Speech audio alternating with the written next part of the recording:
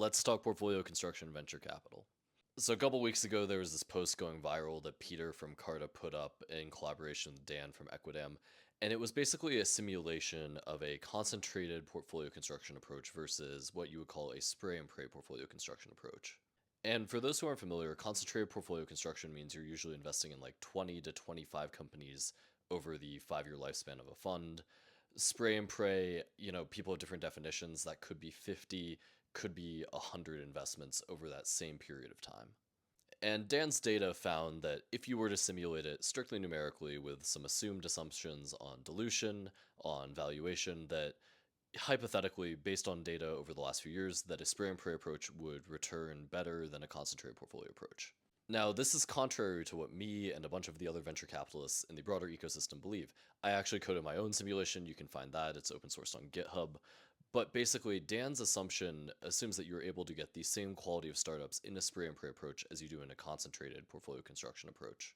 Now, hypothetically, that could be true if you're not very good at your job, but if you are doing a sophisticated diligence process, if you're negotiating terms aggressively, if you're willing to pass on good deals waiting for the great deals, you will have a higher probability of success, a higher probability of graduation from one stage to another.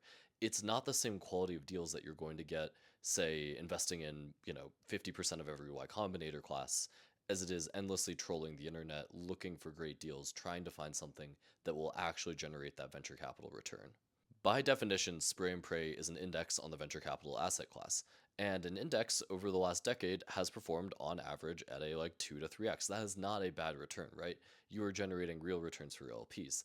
The issue is nobody invests in venture capital because they want a 2 to 3x. You want that 5 to 7 to the Union Square Ventures Fund 2 22x DPI performance. That's why people invest in venture. It's like to some degree gambling, but also because you want to not be indexing, you want to be going against the grain, finding unique trends and indexing on trends that the other assets you're exposed to don't cover. So, anyways, I can go into more detail on this at some point in time, but in my opinion, concentrated portfolio construction is the main way to go unless you have a really good spray and pray approach, great access, and even at that, you're capping upside. I'm not a big believer in capping upside. If you don't believe you're one of the best, then you shouldn't be in this industry, anyways.